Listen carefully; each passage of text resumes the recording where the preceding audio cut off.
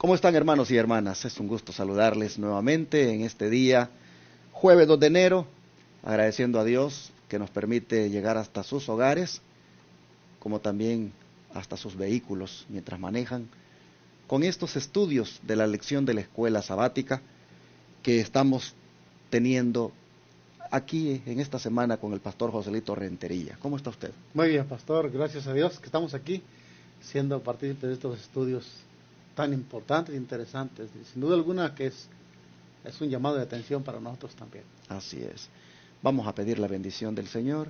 De paso, me gustaría antes de orar, recordarles que este sábado tenemos una fiesta espiritual en nuestra iglesia Advenimiento del Séptimo Día de los Tres Ángeles, pues nos congregamos para exaltar el nombre de Dios. Estaré predicando en la iglesia central este sábado y por la tarde estaré con mis hermanos conmemorando la Cena del Señor.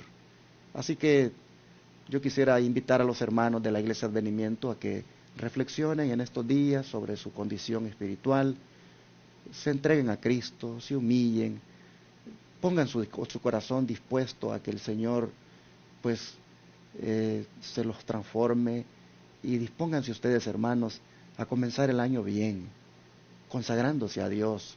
Ojalá que todos los miembros de la iglesia Advenimiento pudieran participar con un corazón contrito y humillado en esta conmemoración de la Cena del Señor que tendremos por la tarde. Vamos a orar, Pastor Joselito. ¿Oremos? ¿Quiere orar? Claro que sí.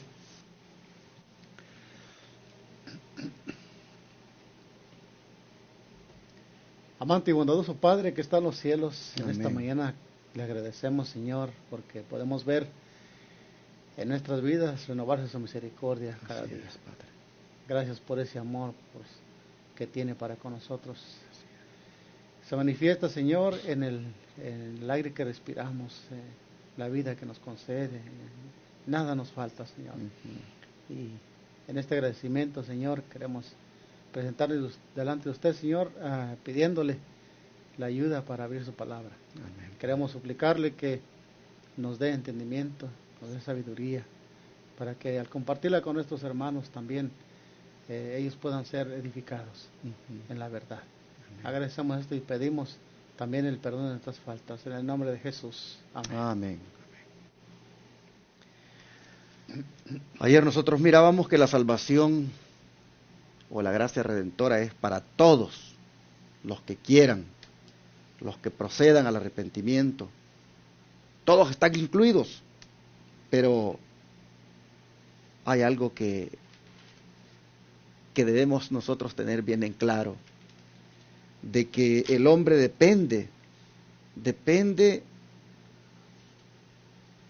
de un poder superior todavía para aceptar la salvación que es ofrecida en Cristo. Y no hay mejor persona para decirnos esto que el apóstol Juan. Así es. Porque todos podemos querer, todos podemos corresponder al Señor en esa gracia redentora que nos incluye. Pero miren hasta dónde llega, hermanos, esto. Que aunque tú quieras, necesitas o dependes de alguien para que eso pueda hacerse efectivo. Vamos a ver, pastor, cómo el apóstol Juan dice de qué depende el hombre para aceptar la salvación ofrecida en Cristo. Claro, Juan capítulo 6, versículo 44 nos da esa respuesta. Dice, ninguno puede venir a mí, y estas son palabras de Cristo, ¿verdad? Si el Padre que me envió no le trajere, y yo le resucitaré en el día postrero.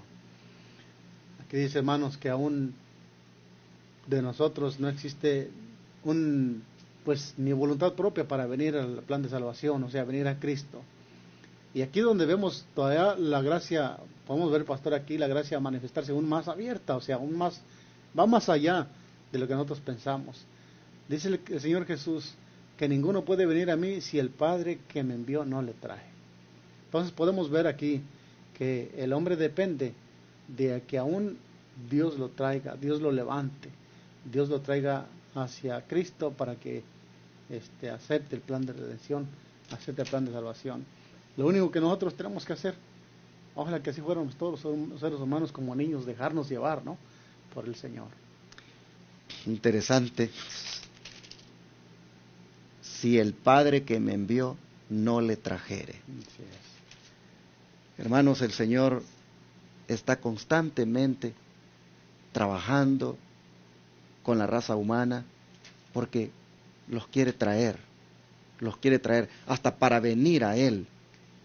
Es obra de Dios. Él pone en nosotros el querer y el hacer, dice, por su buena voluntad. El ser humano, por su misma condición de pecador, por su bajeza en la que ha caído, no le interesa, es indiferente, no quiere venir. Es más, por naturaleza. Es más, como la dracma perdida, ni siquiera sabe que está perdido. Claro, sí. Entonces, pero de todas maneras, el Señor, mire, precisamente por la indiferencia, porque no está consciente algunas veces de su perdición, el Señor obra buscando traerlo.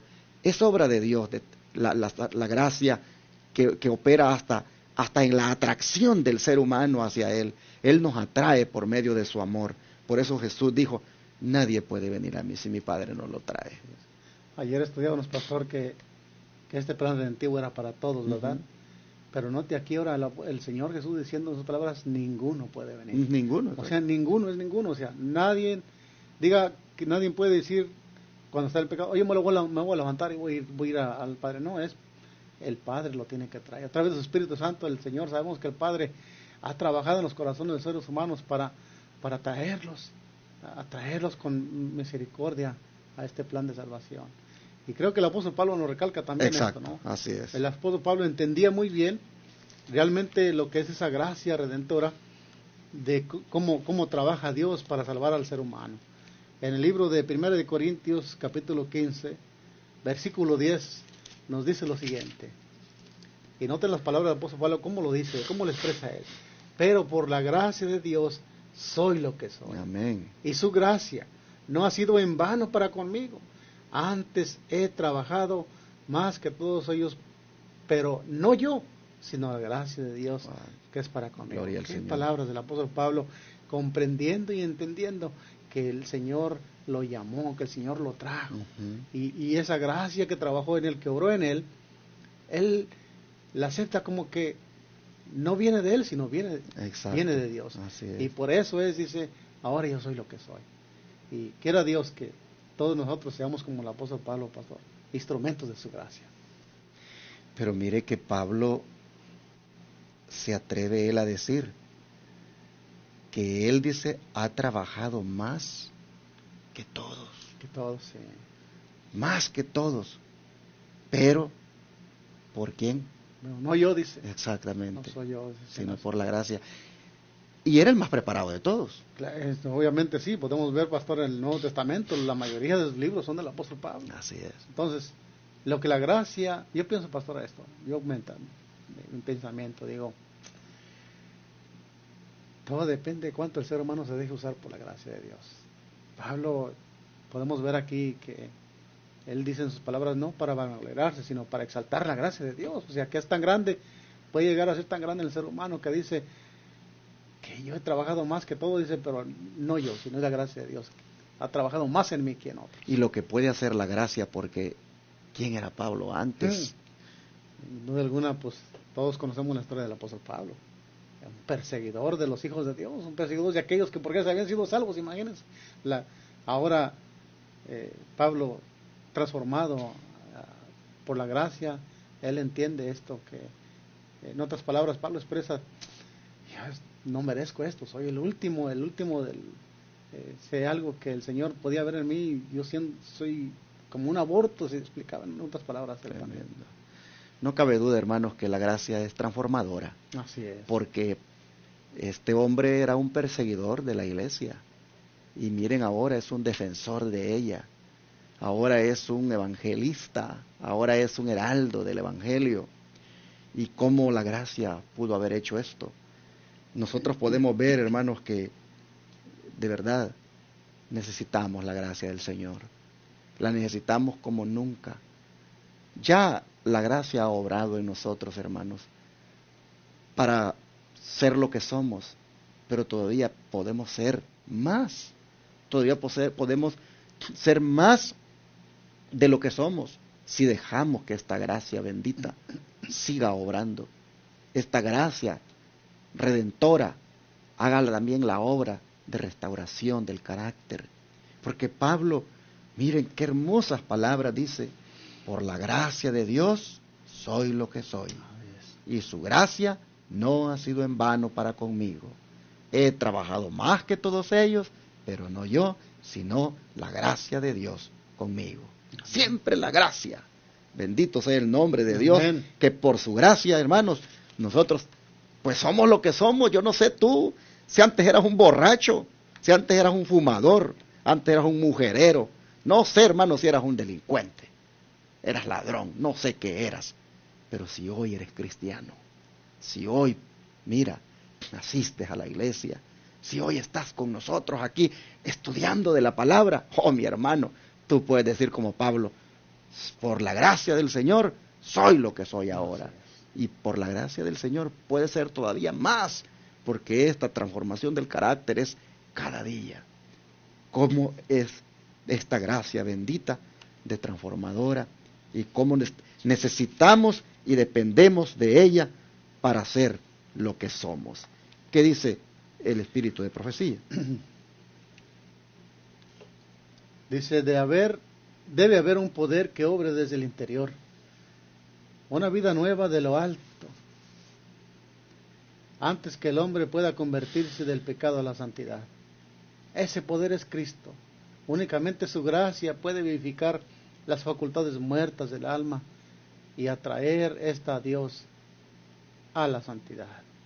Y es lo que el apóstol Pablo entendía. Yo creo que cada uno de nosotros debemos reconocer esto, pastor. Y sería bueno ver una mirada retrospectiva en nuestra vida pasada y ver lo que la gracia del Señor ha hecho y, como mencionó usted, lo que puede hacer. Hay un dicho que dice que, una frase que usan muchos los predicadores, que Dios no ve el estado en que estamos, sino ve lo que uno puede llegar a hacer por su gracia transformadora. Y esto es lo que dice el versículo, el párrafo que leí, que ese poder de que obra desde el interior de la vida del ser humano para llevarlo a una transformación, es únicamente por su gracia. Cómo se edifica el hombre, cómo hay esa transformación de cambio. Tuve la experiencia de conocer a un hermano allá cuando vivíamos en México, tan corrupto, tan pagano, pastor, que su alimento, de su boca salían blasfemias para cada palabra. Y después verlo en la iglesia dirigiendo un canto, dirigiendo una lectura de la palabra de Dios, pues era de sorprenderse lo que la gracia del Señor hace. Y él mismo dice, antes, ¿cómo? Yo antes hablaba, dice, y él entendía también que cómo es la palabra de Dios, que es como una semilla que va germinando, pero va transformando a la vez también. Y podemos ver estos son milagros que hace la gracia del hombre. Definitivamente, hermanos, aquí es otro motivo de oración que todos nosotros deberíamos poner allí cuando nos arrodillamos, de que su gracia nos pueda transformar, que su gracia pueda obrar desde nuestro interior, como dice aquí el don profético, al punto que tengamos una vida nueva, una vida de lo alto, al punto que nos convirtamos del pecado a la santidad. Hermanos, debemos orar por eso todos los días. Nuestras oraciones no deben ser repetitivas, pidiendo todo el tiempo lo mismo, oraciones aprendidas, sino miren, ¿qué te parece si hoy oras porque la gracia te transforme? Porque ese poder obre de tu interior, para que seas lo que Dios quiere que seas. Bueno, nosotros miramos de que en esto está la deidad completamente comprometida para hacer esta obra. Porque la lección, pues, ha tenido como título esta semana la actividad redentora de la deidad. Y vamos nuevamente a ver cómo es que esta deidad toda junta obra para que esta gracia haga este trabajo. ¿Cómo se expresa la relación eterna, pastor, entre el Padre y el Hijo con respecto a la gracia de Dios hacia nosotros los hombres, a los seres humanos? Bien, vamos a ver de qué manera se expresa esa relación entre el Padre y el Hijo respecto a esa gracia de Dios para con nosotros. En el libro de Evangelio de Juan, capítulo 17, versículo 5, lo dice de esta manera. Ahora pues, Padre, glorifícame a tu lado, al lado tuyo, con aquella gloria que tuve antes que fuese el mundo. Ahora pues, Padre, glorifícame tú, al lado tuyo, con aquella gloria que tuve antes que el mundo fuese. Hoy el 24. Y lo vamos a leer también el 24, ¿verdad? Versículo 54 dice: Padre, aquellos que me has dado, quiero que donde yo estoy, también ellos estén conmigo, para que vean mi gloria que me has dado, porque me has amado desde antes de la fundación del mundo. Bien, aquí vemos cómo la palabra de Dios expresa esa relación entre el Padre y el Hijo con respecto a esa gracia que es dada hacia el hombre. El Señor Jesús deja manifiesto que el Padre le pide al Padre que lo glorifique cuando estuvo, obviamente son palabras del Señor Jesús cuando estuvo en este mundo, ¿no? Y le pide que da por sentado que antes de que Él viniera era un ser glorificado con el Padre, compartía la misma gloria con el Padre, pero el versículo 24 nos dice que Él quiere, el deseo de Él, que por su gracia, pastor, los seres humanos que una vez fuimos tan pecadores, Él tiene el deseo de compartir esta gracia con nosotros. Uh-huh. Él tiene el deseo de compartir ese lugar donde Él mora, y se lo pide al Padre: Padre, aquellos que me has dado, quiero que donde yo esté y donde yo estoy, también ellos estén conmigo, para que vean mi gloria, para que vean la gloria que me has dado, porque me has amado desde la fundación del mundo. Igualmente, esa misma gracia que el Padre comparte con el Hijo, el Padre y el Hijo la comparten con el ser humano. Es muy grande, ¿no? La verdad que no hay palabras para poder explicar qué tan grande y abundante es la gracia de Dios. Y si usted mira, pastor, el versículo 22, sí, y lo conecta usted con el versículo que leyó, el 5, uh-huh. Note usted, en el 5 dice: ahora pues, Padre, glorifícame tú al lado tuyo con aquella gloria que tuve contigo antes que el mundo fuese. Uh-huh. Pero luego mire el 22 lo que dice: la gloria que me diste, yo les he dado, para que sean uno, así como nosotros somos uno. Wow, qué versículo tan clave para poder explicar aquí. Aquí nos da la respuesta más clara, ¿verdad, pastor? De lo que Cristo quiere para con nosotros. Y luego note usted que una vez dice que Él ha dado la gloria a los hombres para que sean uno, ahora dice el verso 24, yo quiero que estén conmigo para que ellos vean mi gloria. En otras palabras, el Señor dice: yo lo que quiero es que al final estemos todos juntos, que seamos todos una sola familia, así como tú y yo, Padre, le dice, somos uno, que también ellos, pues también sean uno, y así puedan estar conmigo. Nosotros miramos que la relación del Padre y el Hijo con respecto a la gracia de Dios hacia el hombre es hasta ese punto donde el Señor quiere que la raza humana que se deje salvar, vaya finalmente al cielo con Él. Así nosotros miramos que el Padre y el Hijo comparten su gloria con el ser humano que se deja salvar. Claro, es muy grande este don inefable que el cielo quiere compartir con el ser humano. El Señor ruega que sean uno, o sea, no lo excluye en ningún momento de las grandezas celestiales. Y esto debe ser muy grande para los seres humanos, para nosotros, especialmente para mí, al estudiar esta